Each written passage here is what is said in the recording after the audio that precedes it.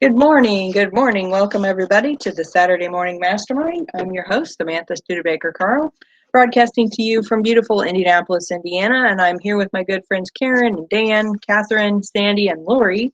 And today we're going to continue our conversation about the book Your Soul's Plan by Rober Schwartz.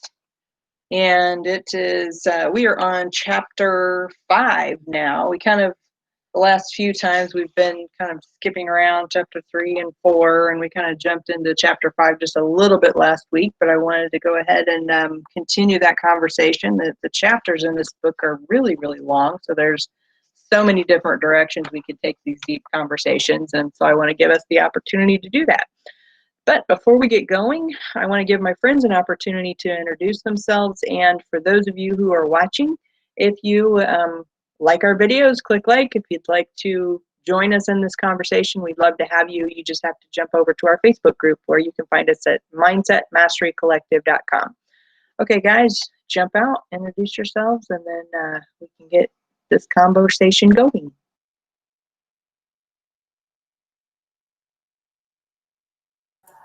I'm Karen Lohoff. I live in Mesa, Arizona, which is the largest suburb to Phoenix, and still very hot.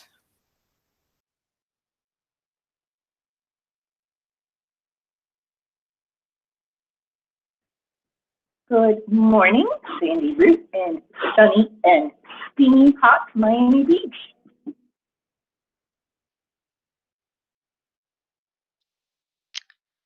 Dan Sisek in Las Vegas, Nevada. We're not quite as hot as where you're at, Karen. And actually, the last day or two, I think we're actually under our normal high. So we're in a little bit of a cool down before getting ready to go back up again next week.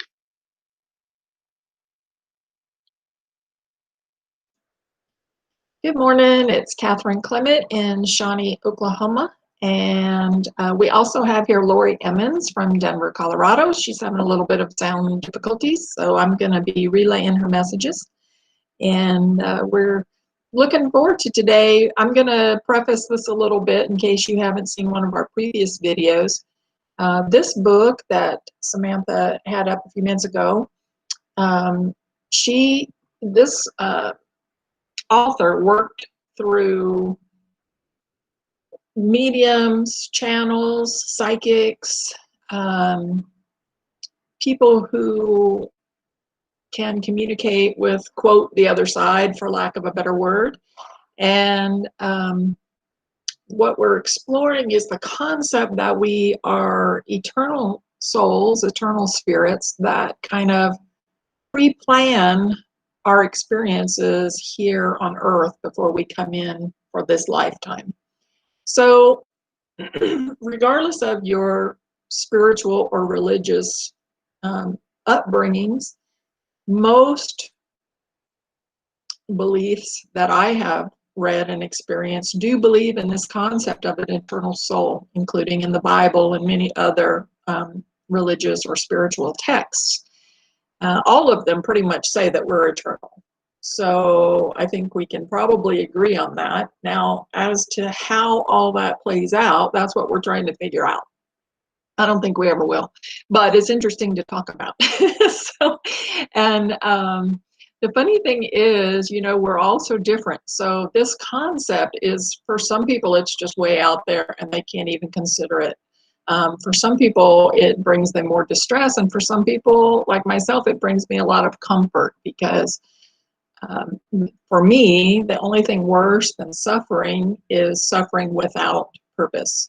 So that may sound sort of sick, and I admit I'm sick.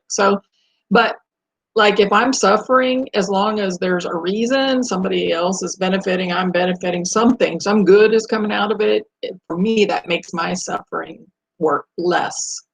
I don't mind it so much, if that makes any sense.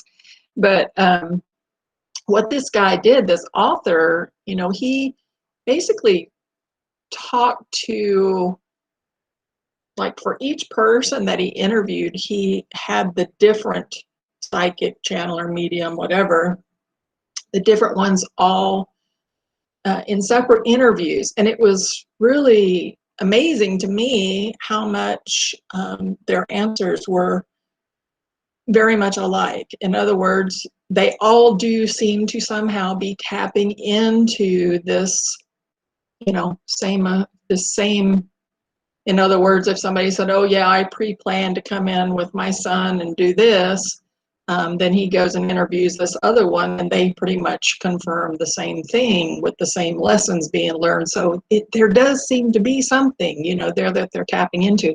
And if you go over to soulproof.com, for people who really want that scientific evidence, they're actually building machines to do this communication. So, we live in a wild and crazy world, you guys. And if you've ever seen me talk about this stuff, excuse me, you know that I can't explain a lot of my life. I just don't understand the whys of it, the different spiritual experiences and things that I've had, but that doesn't make them any less real just because I don't understand. So in this particular chapter, chapter 5, we're talking about addiction.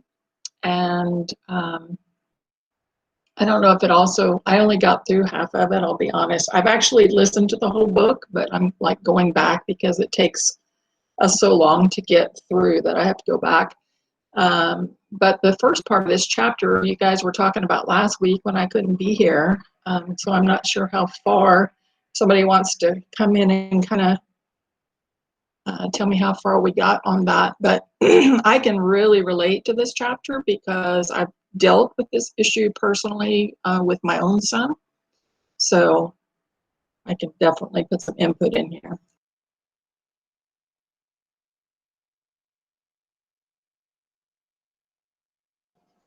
Kind of trying to remember what we specifically talked about. It seems like that we were kind of talking about the overall concept of souls coming into this existence with a plan, knowing they're going to be limited, that they're going to experience these limitations, and because of the limitations, they are able to learn stuff, and so we kind of talked a little bit about that angle, I guess you will. Dan, do you remember what else we talked about?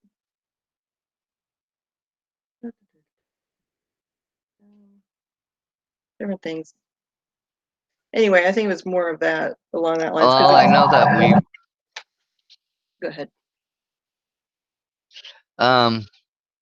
because we did get into a little bit of because I'm looking through, and I think we talked a little bit about was it Tony? Yeah, I think it's Tony, the one that had the addiction where the son overdosed and stuff. I know we talked about a little bit about that and how, and I know in the book and we go back and talk about how in the pre-birth planning, you have access and memories to everything, and it's all kind of collected and gathered into, because of in that realm, everything is basically love and all that, and all of those things.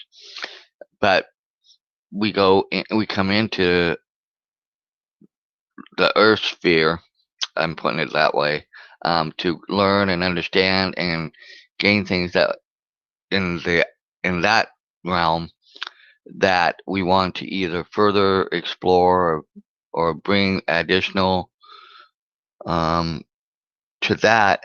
But once we enter this world, we don't remember anything about that realm, and that's the part that kind of but I get a sense and I get a feeling that some people are more in tune, such as maybe Catherine, maybe, and I'm even going to say maybe even Sandy, are a little more in tune with those aspects and can sense and feel things, and maybe not necessarily remember everything from that part, but just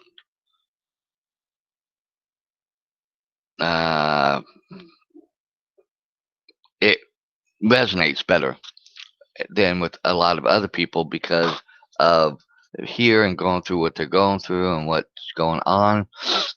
I think we tend to focus on that, rather than the higher purpose of, you know, out of this, can my life have meaning beyond going through whatever we're going through for the benefit of others and for the benefit of ourselves to help maybe heal ourselves too a little bit more? Because I know for some of my own things, while I'm not at the level of you guys and I have my thoughts and things about that, I know that in forgiving my real mom and stepdad and things like that, and moving on and letting go of some of that, it has also freed me up, but it has also opened up my heart more for other people and for love and for having that compassion more towards people just in general, even if they're not necessarily my family or things like that, but just in general and how I view and see them. So I think that's some of what we touched on a little bit and things like that, along with we've all brought thoughts and things, and I can't remember everything.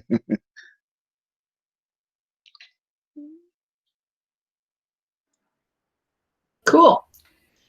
So yeah, absolutely. Our memories are pretty much wiped, or some people's memories are pretty much wiped when we come in here. And we've talked about, and Karen brought up in previous episodes, that some of us feel like the body itself, the physical body, is that barrier, so to speak. Once you learn to attune your senses, then you can get through that barrier a little bit and start tapping into those other experiences. Some people can. I think we all have the capability. It's just a matter, I think fear holds a lot of people back.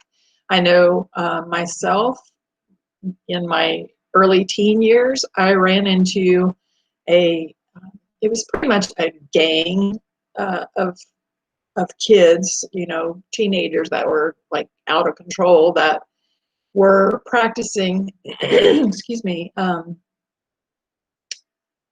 dark magic, I'm going to say. They were seeking out using energy in a negative way and to hurt people is what I mean with that. And I was I can't use, some people use divining tools like cards or pendulums, things like that. I have trouble using that because somehow I seem to be able to manipulate those things to tell me what I want to hear instead of what's being communicated through me.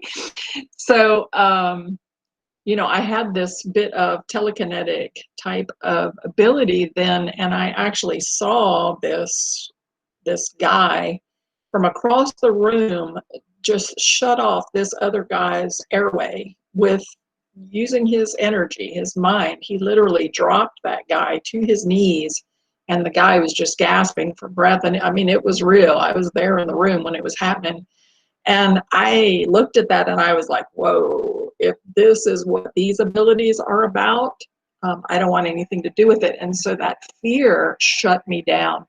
And I really had to go back and sort of reopen myself to my own abilities, because I allowed my own fear to shut myself down. And I think many people shut themselves down, whether they see and experience something like I did, or whether they just have some religious beliefs, or, just different pressures on them that make them feel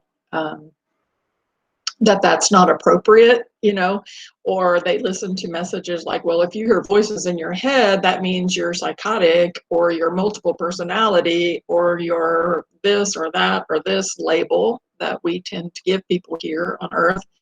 And it's just not true. It's just not true. There are lots of people that get messages that are not psychotic messages. I get messages that save me from stuff all the time. Like it's just, they're just messages. So I see that Lori has messaged me over here, speaking of messages. So let's see what she says. She says, I get the feeling empaths get it more, and deja vu experiences, or those feelings that I've known them from before. Absolutely. Absolutely, Lori. And if you're not familiar with the term empath, that is a term that we use when, just talking about it, I just got this huge rush.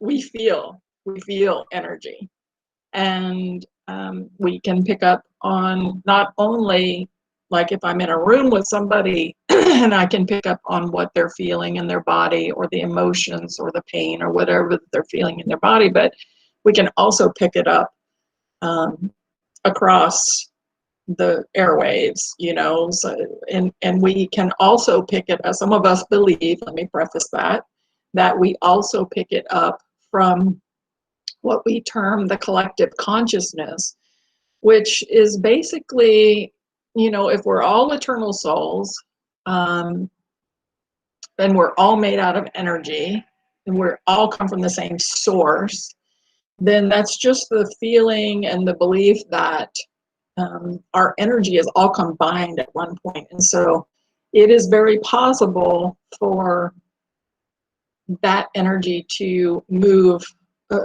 across, and some people are open to feeling it and some people aren't. And I'll give you an example. When 9/11 happened, many people can remember that day and even exactly what they were doing when that went down, right? Kind of look back at that day and go, oh yeah, I was at such and such doing such and such, because it really stands out in your mind, right?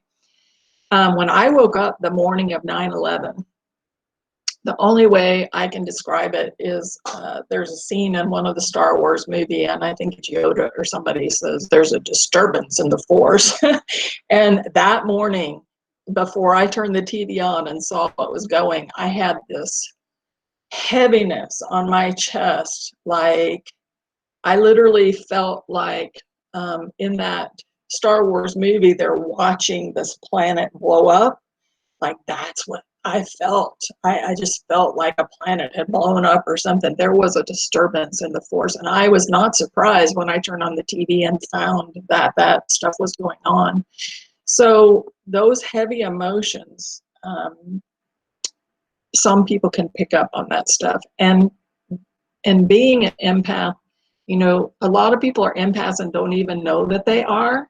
And I think that that's where a lot of these labels come from.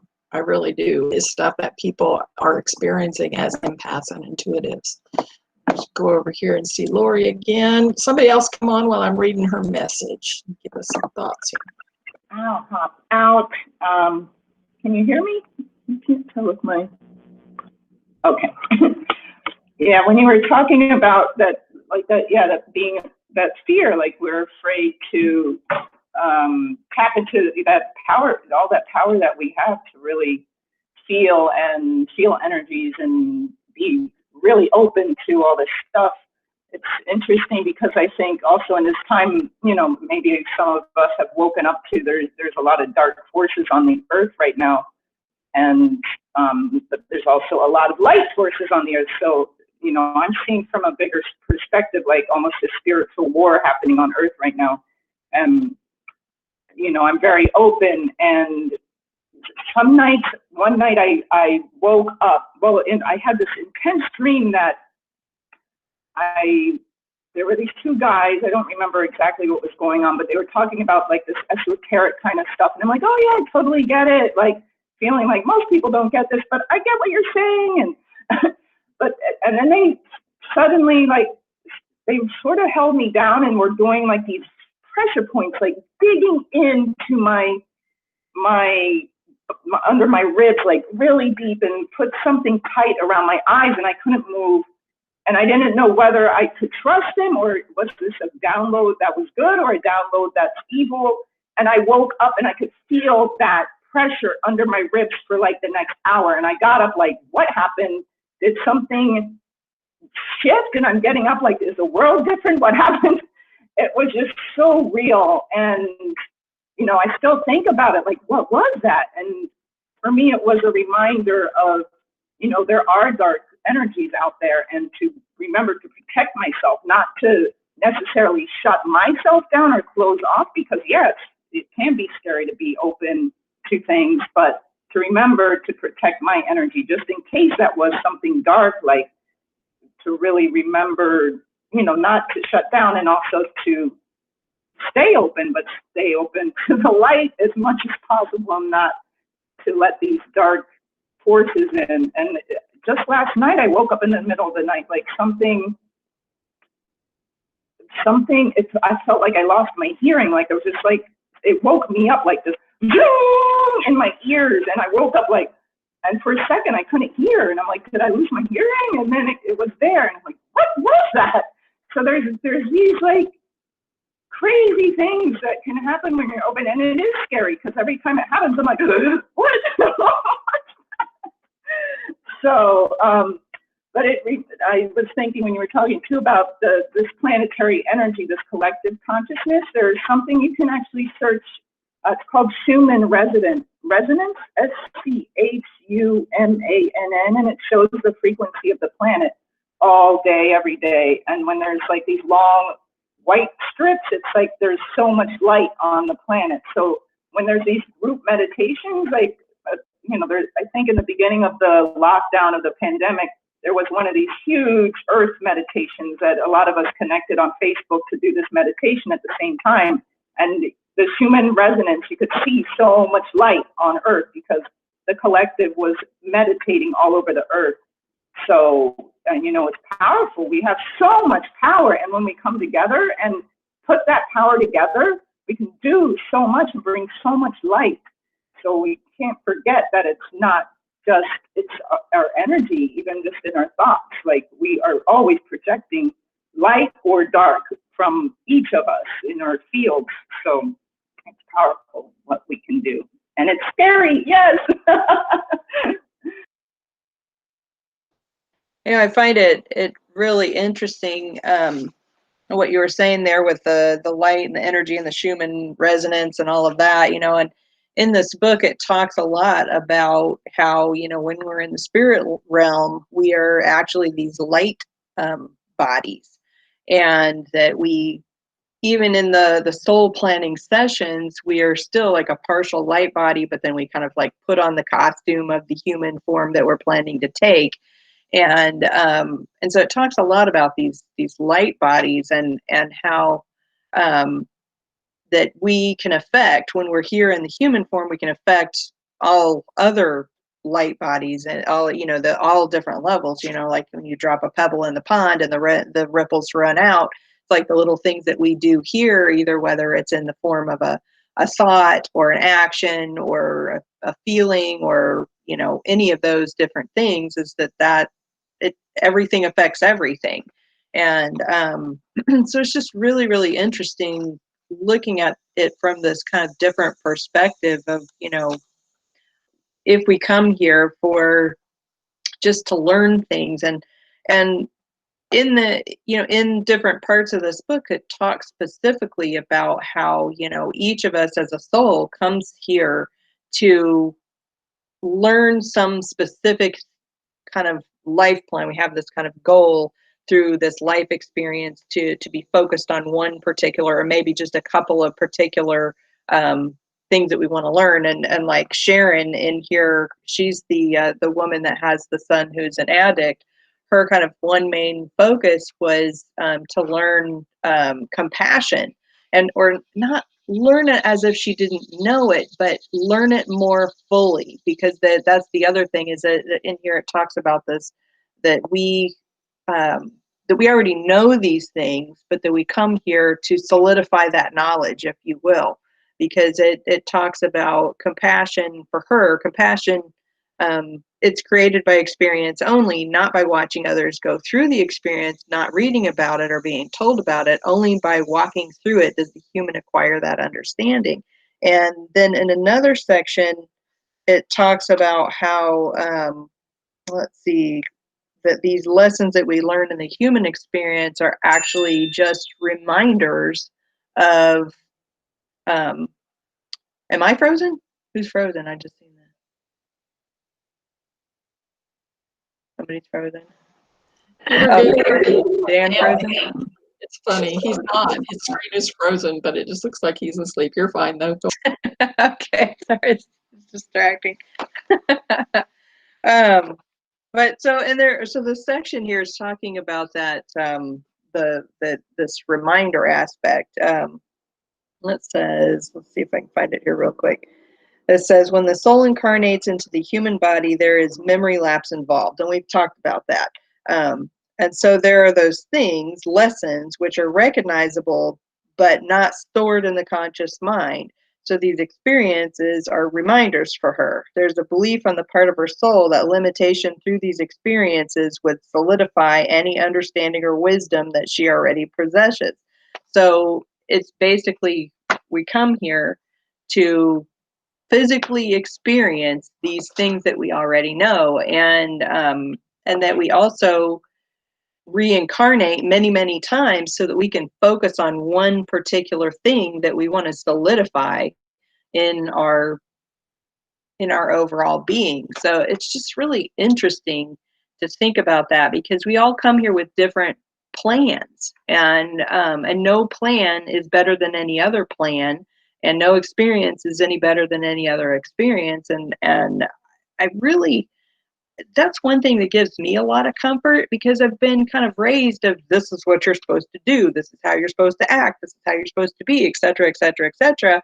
And yet I've never resonated with any of it, but yet when they're talking about it's like, who was it? It's the next person in the chapter, which is Pat. He's an alcoholic.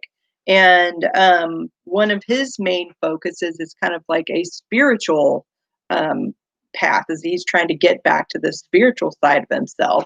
And it's just really interesting how the soul has decided that alcoholism is going to be the path to the spiritual reawakening, if you will. And so it's just, I find it comforting in a lot of ways, because we can look at other people and see them going through these struggles or these life experiences, and and sometimes we have like pity for them, and we don't need to. That actually is kind of a thing that creates separation, that creates a negative feeling about another person, and instead feeling a positive feeling, knowing that whatever this other person is going through, they could be going through what looks to us like utter ridiculous hell and craziness and everything else, but to sit here and go, well, we know that person is going through that because that's the path that they've chosen to learn some kind of a thing. It doesn't even have to make sense to us. It's perfect, and it's right, and it's all good, whatever it happens to be, because they're here they're here on that journey, and that's all good, and our journey is all good, and I think one of the things I struggle with a lot is fear, like what you were saying, Catherine, and I've kind of cut myself off off and on over the years, because I used to feel like I was a lot more open intuitively, and but then I had little experiences here and there that were fear based, that caused me to be like, oh, I don't know if I want to experience that. And but yet that holds true also in life experiences. It's just so I feel like for me, one of those things is to overcome fear, or to really understand fear and know and then feel more confident within myself to overcome those things. So that's like one aspect of. So I think it'd be really interesting to know for you guys, as you've been reading through this book, what are some different things that you feel like, oh, okay, I that resonates with me, and I feel like this is what I'm trying to experience in this lifetime. What do you guys think? Has anything come up for you that you're like, oh, well, maybe that's what I'm supposed to be working on, or that not supposed to be? I think supposed is the wrong word to use, because one of the other things that it talks a lot about is that there is no wrong choice. You can't make a wrong decision. That even if you come down here with one purpose and then it ends up being something completely different, that's okay too. Yeah. So not supposed, but I don't know what you feel like maybe you might be working on. I don't know. Well, I'm going to jump out and earlier they were all saying they thought I was frozen, so I was making funny faces. So if that shows up on here, I was just doing that just to make them all laugh a little bit. So with that, so if you watching this and you see that, just laugh with us because it was more for what was going on because they thought my screen was frozen. But to answer, for me, I think going through this book, it's just for me, it's kind of um, like I'll go with this. Lately, I'm basically I think you guys will attest to this. I'm very easygoing, very I try to be more positive on the I look things from a you know I don't try to harbor or keep a lot of things. I don't like that energy. I don't. It just makes me feel especially coming from the background I come from.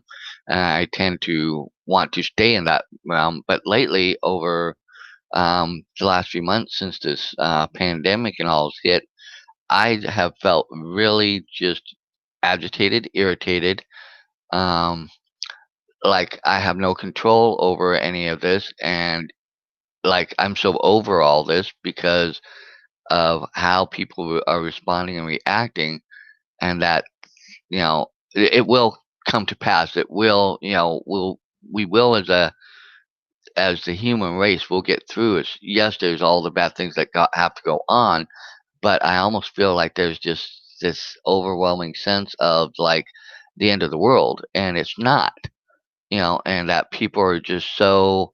And I think some of the things that and the way people are handling it and stuff is just it just is beyond my scope of how I'm thinking and looking at it.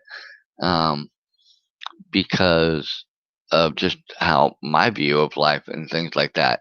So I have to admit I've been feeling a lot of just uh angst and just like you know and yet I have nowhere to put that energy because I can't really fix any of this because it's bigger and broader than my one realm here. So kind of going back to that, um there have been days where I've been in a great mood and stuff, and then all of a sudden just things just pop into my head, and it just totally takes me out of it, and I just feel all this, and so for me, I think that's something that I'm more aware of a little bit more now, just to the energy and the stuff that's out there, and that there there is a lot of fear out there, and I don't think I think fear is a component of what goes on here, and I think if we understand that, we're not meant, we're not, I think overall we're not meant to be in fear and to let that control everything. And I think that's where a lot of people miss the point of living, I think, in some sense. And that's where the control comes in. And that's where I don't like that because I want to be more in control of what I put out and how I put out towards other people. So that's what's been going on with me.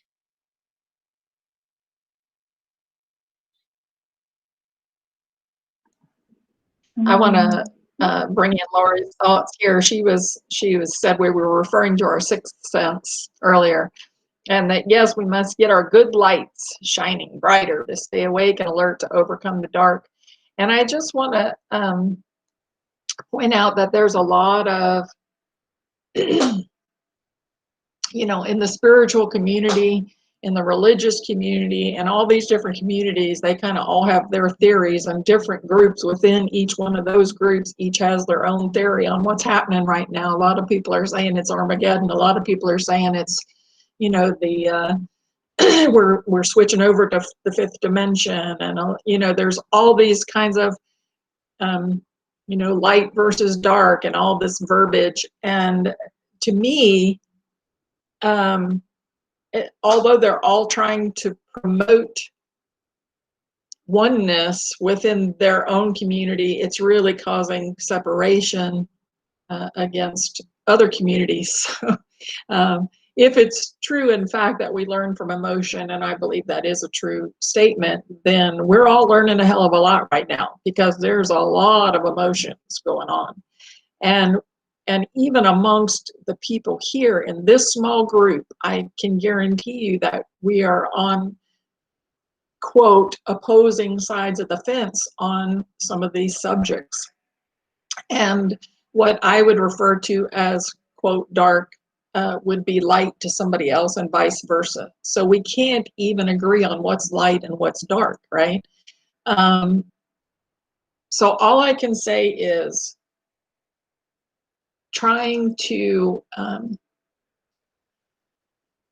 like for a good part of my life, I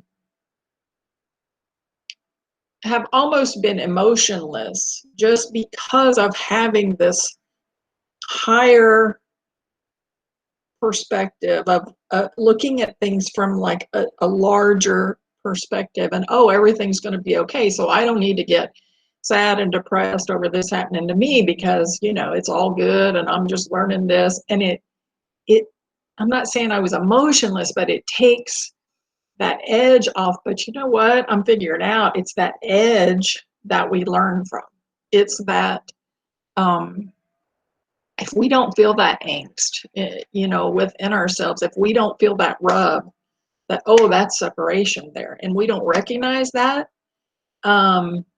because we're so busy focusing on the big picture, you know, I think we're almost, maybe that's why we have to come back so many times. So being this, you know, totally Zen spiritual being, that is somebody's path, but it's not everybody's path. So the big thing I need people to understand is to stop judging yourself, stop judging other people. You know, this chapter is talking about drug addicts. It is really easy to judge a drug addict, right? It's really easy to look at somebody and go, oh, well, you know, they're just not trying, or they're this, or I mean, you can say a million things. When you experience it within yourself or within a family member, in my case, my son, you get a whole new perspective. I came here to learn compassion, I'm sure of it, and because of the I can look the pain that I've suffered throughout my entire life, you know, the situations that I've been put in, the things with my son and drug addiction, you know, this all being a nurse for 20 years, working with drug addicts that you know, used and then had a baby premature. I worked in neonatal intensive care. You know, there were a lot of staff members that really judged those moms harshly because they used drugs and they had this baby early, and now this baby has all this disabilities, and how could they do that? And, you know, they're horrible, and that baby should be taken away, and on and on and on and on. I always had compassion for those young moms, maybe because I was a young mom. I was pregnant at 16. So, you know, it's hard to be a mom when you're still a kid yourself. And it's, and situations in life are difficult, but you don't know that if you've kind of had it easy, you know, your whole life. So it's really easy to judge. Or when you look at people who are, you know, homeless. Of course, now with coronavirus and stuff, there's a lot more homeless people, and it's affecting people from all different economic levels. Corona has really become sort of a leveling. It's leveling the playing field, right? It's showing us that none of us are untouchable. And I think that's an important thing to know, because until you know that, you're more likely to judge other people for shit, right? So I think it's really important to kind of humble all of us. And I see Lori's message, so somebody come on out while I go take a look. Out.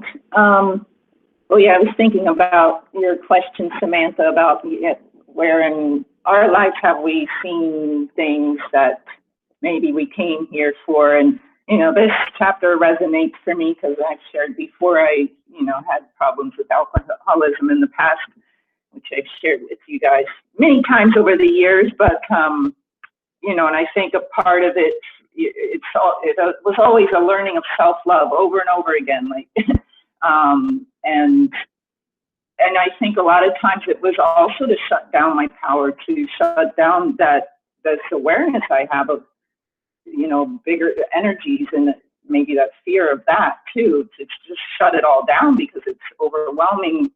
Like you were saying, Catherine, like being an empath and being able to feel other people's energies a lot, I think was a big part of it too. I need to numb all this down. Like I can't take all this stuff. So, once I was working through releasing alcoholism, it was really having to deal with, okay, breathing through, getting through these like intense feelings that I feel. And so, I think it woke me up to, more being in my power and loving myself as I am more.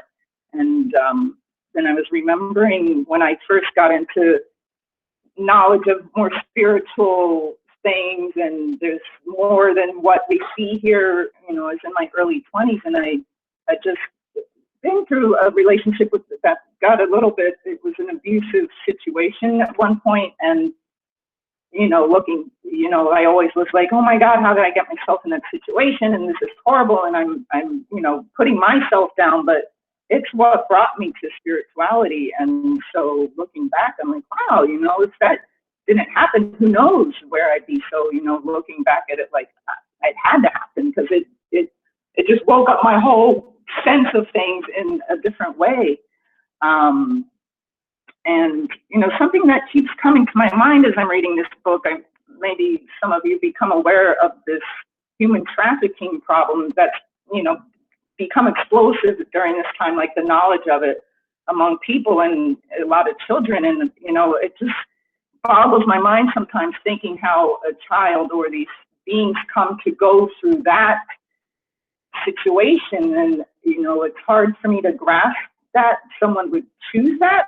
Is that a choice? Like, can that be a choice? Like, so it's something that really, that's been difficult for me to understand and process that, because it's intense and sad and frightening and heartbreaking. So that's just something that keeps coming up, those souls, and because I'm praying for them too, the ones that, disappear and we don't know. And so, let's bring a little tear. And I wrote something down earlier when you were speaking, Dan, about how we come here and we forget, who we are and sometimes and why we're here.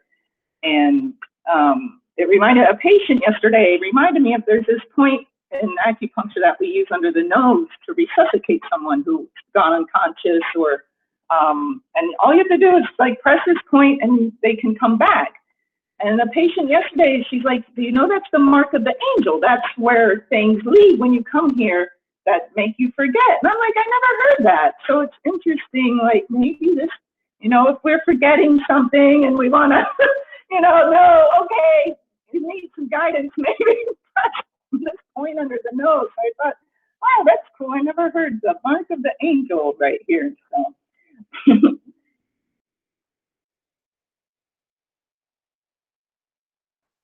That's very cool. I'm glad you shared that.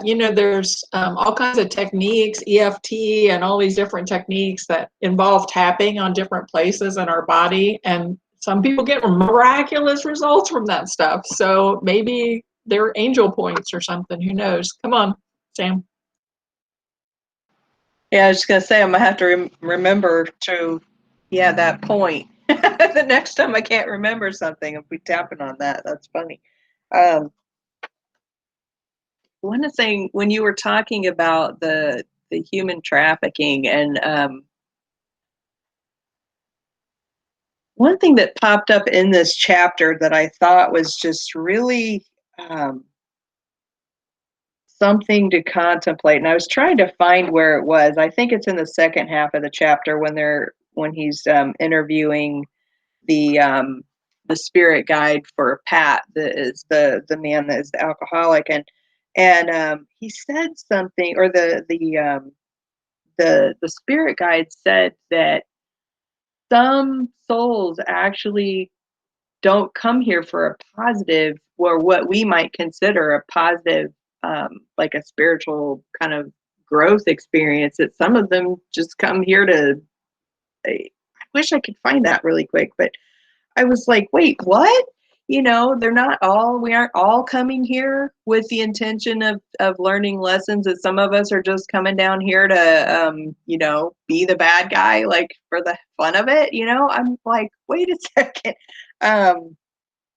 That really kind of struck me, because I'm like sitting here thinking, from our human perspective, where we always think that, we get to the other side, it's all good on the other side, it's all perfect and wonderful and la la la and glorious. And yet, the more that we're reading into this, the more I'm realizing that, okay, well, this is maybe just one aspect of all possible experiencing, and that when we're on that soul plane, we're just as imperfect as we are here.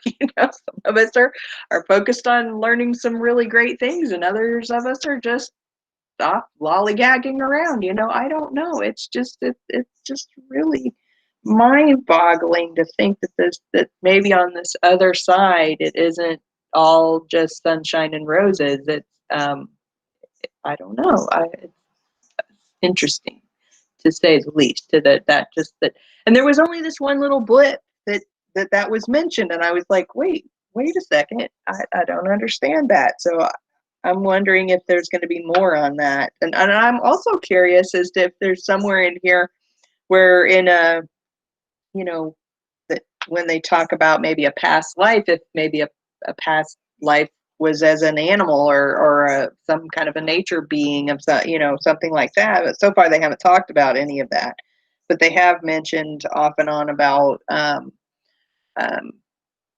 like all these human experiences, and then going on to the next level of evolution as a spirit, what that might mean. So, or the previous evolution before becoming in human form. So I don't know, just some random thoughts there. I have a lot of questions like that, and I've noticed in the book that one of the things I appreciate about the author is that questions come up for him as he's going through the process of taking each person to the generally two people that he takes them to, and he asks those questions. And he says, like in this situation with Sharon and Tony, he says, did you know that this was going to happen a little bit later in Tony's life, in Tony's youth, than, the chapters beforehand where the handicapped kids were born that way? And how much of a difference did that make when you were planning that out? And how were you able to coordinate that? And just a number of things that we each would think or question, and want to know. And I think they do appear somewhere in the book, and it might just be a brief little thing, and it might be expanded on later. I wish for myself that I wasn't so lazy at this point, where I don't want to take the time to look at my Kindle and type that into my computer, or I don't know, connect somehow the two things so that I could have that and either highlight or put on my, I like using an Excel for transcripts and expanding words that are important to me so that they'll stand out. But I just really appreciate this man and his curiosities. And by the way, I have watched him interviewed by different people. One of my favorite interviewers is this goofy guy that he sounds like you know who I'm talking about, Catherine. Anyway, he always really prepares himself by reading the book and just knowing lots of different things about it. And then when he introduces the author, he talks about how we're going to cover some of these things. And you're just hanging on through the whole interview. And there's just a lot that we can learn aside from reading the book and still picking up on what the author has picked up on as he's gone through his experience of readying himself to share these things now in at least a couple of books. I'm just so thankful for this group that we have on Saturday mornings. And rather than take the time at the end, I'm just going to say it now that I just really encourage some of you that listen and enjoy the YouTube playbacks. Come and join us, even if it's just for one Saturday. Just share with us. Just be with us. I love all these people, and I know that you would too. Thanks.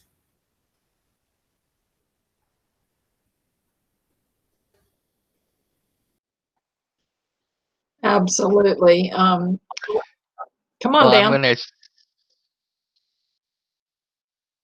I was gonna just say I'm gonna come on here and just again to unfreeze myself. Just say that this book is interesting. As I read through and go through it and stuff like that, there's you know I don't have I'm not getting a lot of questions per se, but some do come up and stuff. It's just I'm reading it and kind of taking it in, and I might have to go back, and that might be one of the questions because this is kind of new territory for me, a new area, and like I said, it's just um, taking it all in and kind of getting to see where I fit and stuff. And like I've said before, it's kind of helping me within my own faith journey and what I believe in everything and even more.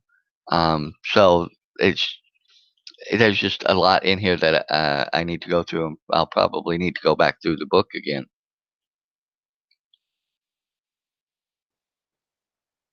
So I want to bring out Lori's comment here, which is, regardless of, quote, which side or angle you're on looking at our current situation, there's fear everywhere.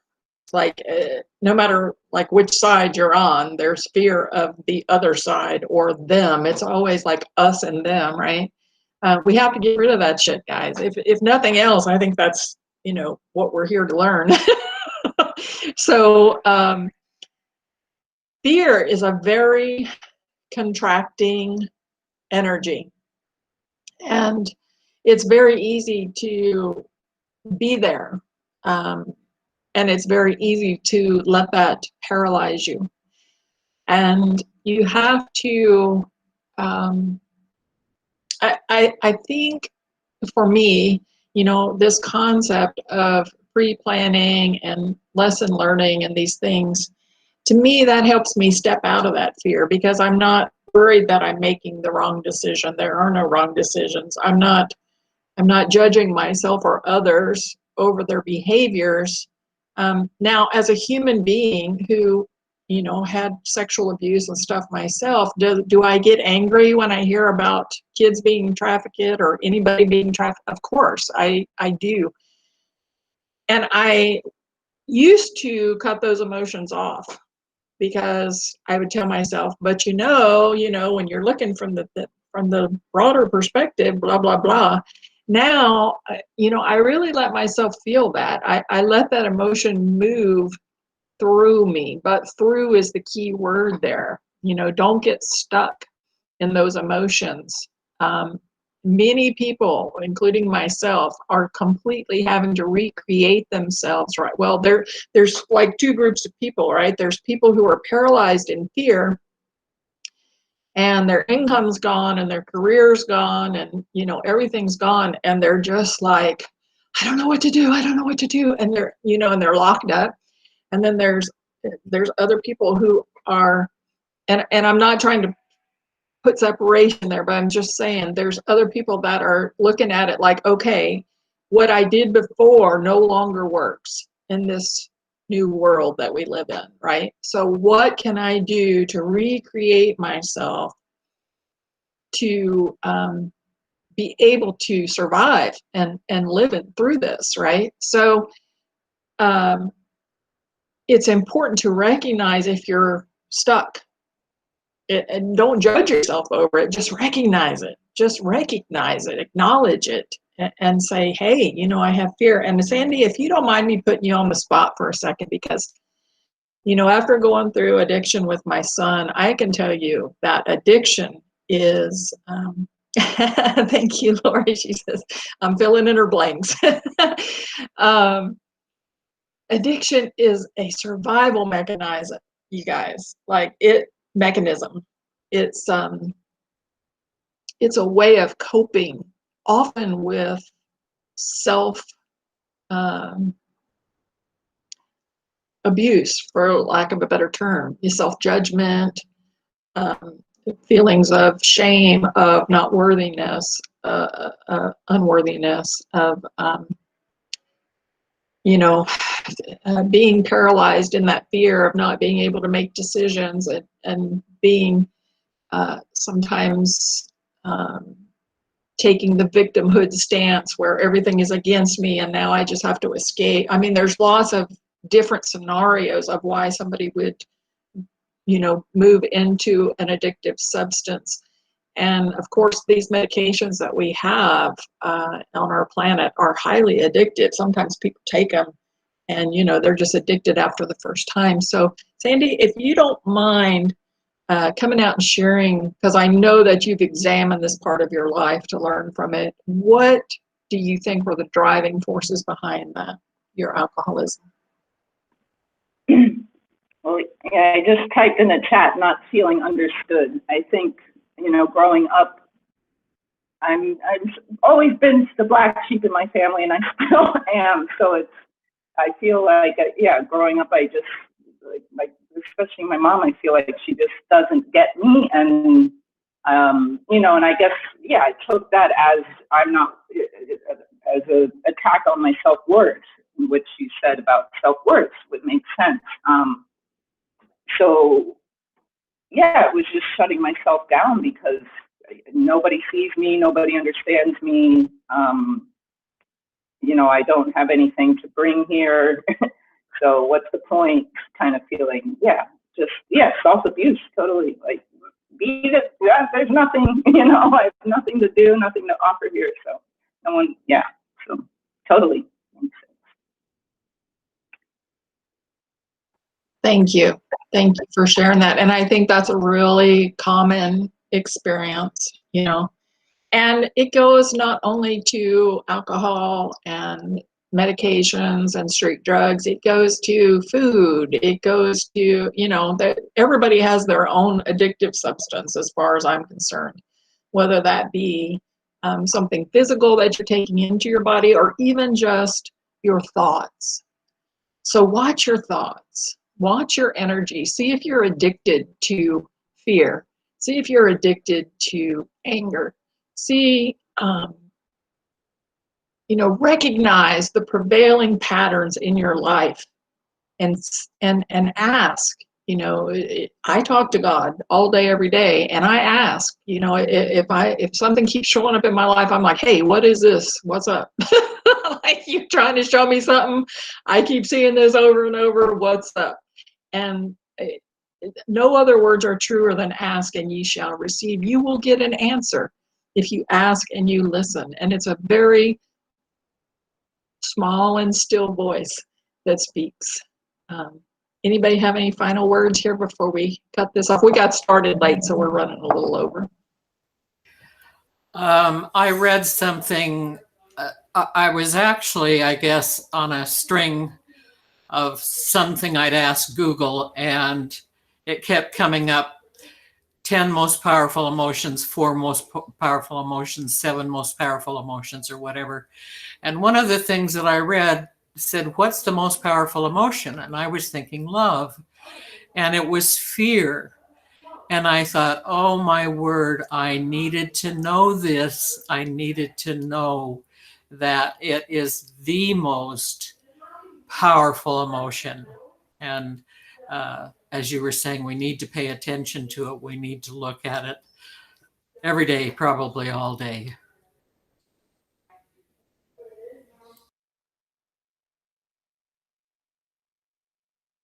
And Lori says, self-love, focus on self-love. And if you look at all the different circumstances you've been through in your life, go back and look at some of them and see, was that just a little, hey there, you're not loving yourself kind of message? I mean, sometimes it's more like a bitch slap, than a, than a, than a little message. But, look at some of the experiences in your life. The next time you see that homeless person on the side of the road, instead of looking over and, saying, oh, you're just a bum that doesn't want to work, how about, my God, what a master to choose to come into this life living that experience. It opens your heart in an entirely different way. Samantha, you want to close us down for the day? Yep. I just kind of my final thoughts on this is, when I first started into this book, I was just really, really skeptical of this whole idea. And, and I'm not entirely sure if I believe literally all of the stories that it's telling you, but I can tell you that it has helped me tremendously because I've been able to look at my life and my life experiences from just a different perspective. And, like what you were saying, Catherine, is, when you're going through something, it's just to ask. And I ask all the time. And sometimes it's not a little voice in the back of my head. It's listening to a story or reading a book or hearing a video or whatever. And then it just makes me just go, oh, well, I had never thought of it this particular way before. And that has helped a lot, because for me, fear is a big one that I've struggled with, and indecision and self-esteem and relationships. That's been a big thing for me. And, one of the things that mentioned in this chapter with Sharon and her story was the whole idea of compassion. And one of the ways that she was receiving compassion was from people that she was reaching out to and having conversations with and talking about her struggles. And that's kind of been a thing with me, is it's not as easy for me to just reach out to people and tell them what I have going on in my life. I'm very more of an introvert, think about things a lot.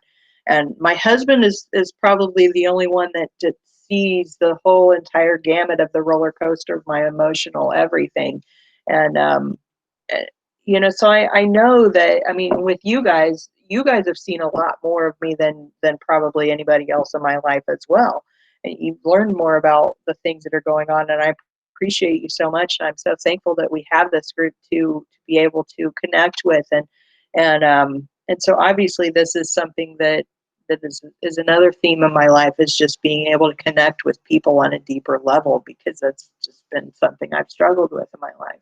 And, but I don't know, that's all I have to say on this chapter so far. I know there'll be more when I continue to read through it and see other little points. So, did you want to jump out real quick, Dan? I'm gonna jump out a little bit on what you were saying, because you got me thinking. And I'm kind of like you. I describe myself as a introverted extrovert, because I love being around people. I love doing things. I love going and do. But there are times and the times that I become introverted is when I'm having issues or problems or things like that, where I need time to sit and think and go through things. Because I'm like you, I'll sit and just go through things in my own head. But my thing is actually sharing. Although with you guys, I think I share pretty well. But people, and especially my own family, I don't tell them probably. I only open up to them a smidge, and I know where I get that from. It comes from my real mom and stepdad. From as a kid, I learned very quickly on, you don't share, you don't, open yourself up, because that could lead to reactions from them. So I just learned I've always closed off and never really shared a lot of what I'm really feeling or what's really going on. I'll tend to come home and go through it in my head, but then in going through it in my head, it just, and that's where I know where a lot of my own pent up, stuff comes from. And sharing a little, I used to, the way I would deal with that a little bit, like when I would be in bed and like trying to go, I would rock, but I would rock myself. I would just sit there and shake and rock. And I've never shared that with anybody. That's weird. But that was one of my mechanisms of coping because that was something my grandmother would do. She would hold us when we were, little younger kids and stuff. Not as we got bigger, but but there was something in her touch and how she held and how, and I so missed that. And that was, I think, part of me kind of going back and using that as a comfort. But in doing that, it just perpetuated for me and just kind of gave me that false thing of using that to kind of placate or, satisfy for the moment. But that's my biggest thing is really, sharing with my family and stuff because I'm back to like what you were saying, Sandy. I don't feel really understood. I don't feel like I'm really seen in the same way I see my family. I don't feel they see me in my, and I know it's not true, but it's that story you tell yourself, and it's all that that you bring into it, that you see, and that you tell yourself, and maybe that's part of that journey coming in here to experience that. But at the same point, it's not really who I am either, because I know there's so much more. I have so much love and so much compassion because of what I went through for other people. But when I look at myself, I don't seem to turn that in towards myself either. And I think that's where, I tend to deal with stuff and things like that. And that's why I get into my little cycles. And I think that's something that to have this help bring that out is powerful.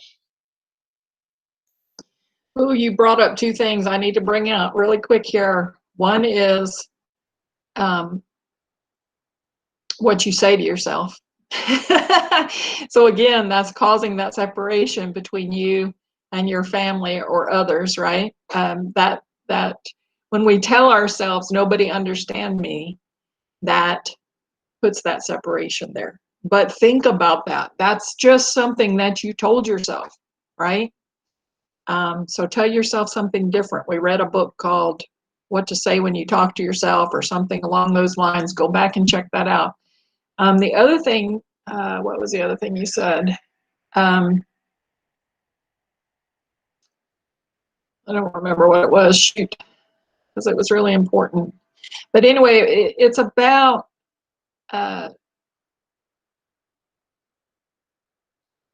it is about self-love. Oh, that's exactly what it is. It's about self-love. Thank you.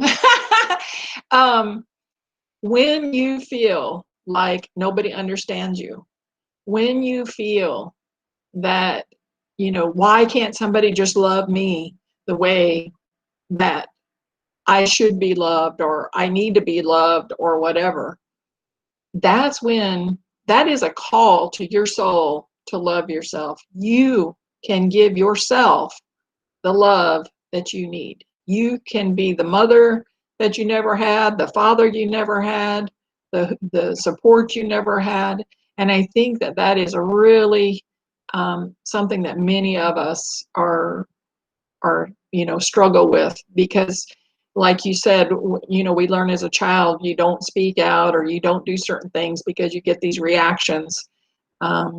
And we tend to, judge ourselves and tell ourselves that we don't deserve love. Be careful what you say to yourself, guys. Really. I know it sounds so silly, but words and thoughts are so much more powerful than what we realize here.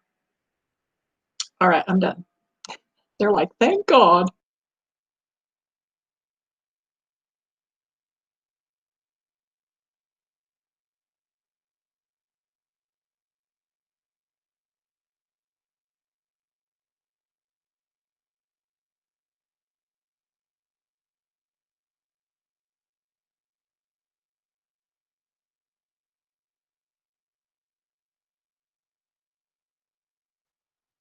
Oh, sorry. My computer was being wonky. I'm like trying to hit the microphone button. It keeps popping up and going down, popping up and going down. Okay. All right, guys. Well, it's been a great talk today. I love you all, and I appreciate you so very much and everything that you contribute to our conversation. And I know that anybody who actually watches through these can only truly appreciate them also. So with that, guys, have a great, awesome, amazing week. And for those of you who are watching, click the like button below, share it with anybody you think you would would find it helpful. Subscribe to our channel so you'll get updated the next time we upload another video. And if you'd like to participate with us, jump over to mindsetmasterycollective.com. That'll take you right into our Facebook group where you can jump in with us and ask to participate. We'd love to have you. So with that, have a great day, and we'll see you next week on the Saturday Morning Mastermind. Bye for now.